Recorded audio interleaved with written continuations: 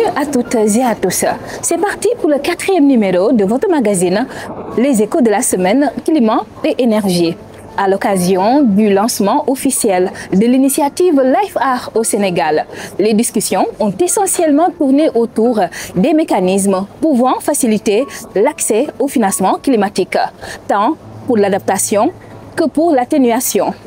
Antoine Faye, membre du comité national sur le changement climatique, nous explique les raisons à l'origine des irrégularités constatées dans la captation des fonds climatiques. Suivons ses propos. Il y a cette raison structurelle dont je vous ai parlé, où la gouvernance internationale du changement climatique traite des affaires relatives au financement, traite avec des mécanismes qui sont bien établis avec leurs règles. Ça, c'est un. La deuxième chose, il faut aussi voir quelle est la situation de ces collectivités territoriales par rapport au capital humain même pour pouvoir concevoir des propositions de projets qui sont climato-sensibles. Parce que la première conditionnalité pour accéder à cet argent, c'est qu'il faut démontrer que ce que vous voulez faire, les activités que vous avez identifiées, sont des activités qui sont relatives au changement climatique. Et la troisième difficulté, peut-être on peut l'appeler comme quoi c'est un problème d'absorption. Parce que le plus petit montant que le Fonds vert climat peut vous fournir en termes de subventions, qui n'est même pas à rembourser, c'est dans l'ordre de 5 à 8 milliards de francs CFA.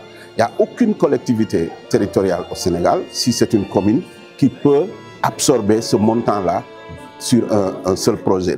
Nous restons d'ailleurs avec Antoine Faye. D'après lui, les pays en voie de développement doivent encore batailler pour obtenir les financements nécessaires afin d'asseoir une bonne transition climatique. Suivons sa réaction.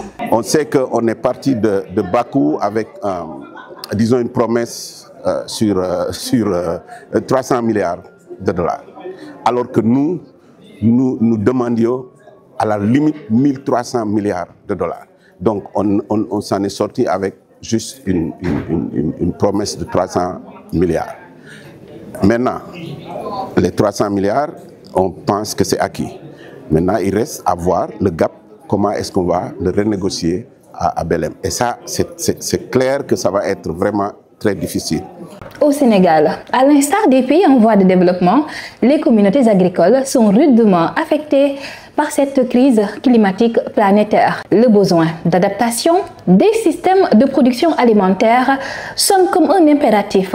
D'après Absa Mbodj, coordonnatrice de la dynamique pour une transition agroécologique au Sénégal, suivons ses propos. On voit aujourd'hui beaucoup de sécheresses qui ont un impact direct sur la productivité agricole.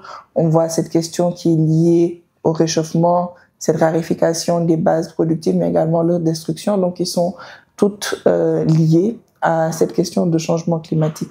Pour le monde agricole aujourd'hui, en termes d'enjeux, il y a ce besoin-là d'adaptation des systèmes de production alimentaire, donc sur toute la chaîne de valeur de la production à la consommation, sur cette question de changement climatique en mettant à cœur les enjeux communautaires identifiés. Le plaidoyer reste donc de pouvoir réellement mettre cette transition, ce nexus, on va dire, transition agroécologique, transition énergétique, au cœur des discussions relatives à l'adaptation au changement climatique, en mettant vraiment au centre toutes les dynamiques liées aux exploitations agricoles familiales de manière globale, afin d'assurer non seulement une sécurité et souveraineté alimentaire durable, tout en restant dans ce respect-là des enjeux environnementaux et climatiques. Pour instaurer une transition énergétique juste et équitable,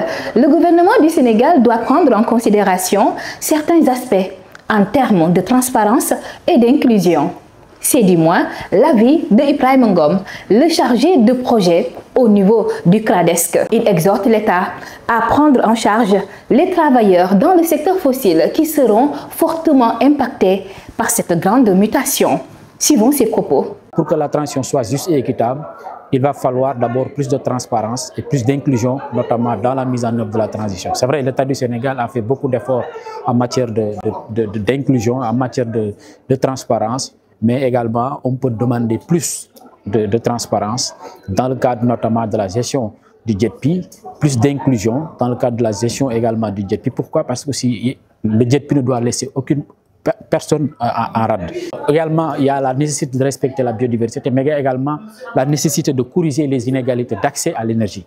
Maintenant, également, d'anéantir, autrement dit, la vulnérabilité. D'anéantir la vulnérabilité des travailleurs qui sont également dans le secteur fossile. On a tendance à nous parler de reconversion dans le cadre de la transition énergétique. Pourquoi? Parce qu'il y a certains qui vont perdre leurs emplois si on applique la transition énergétique. Maintenant, quelle est la politique de l'État par rapport à ces personnes-là? Certainement, des solutions seront aménagées. C'est tout pour aujourd'hui. Rendez-vous demain pour un nouveau numéro de votre magazine Les Échos de la semaine, climat et énergie.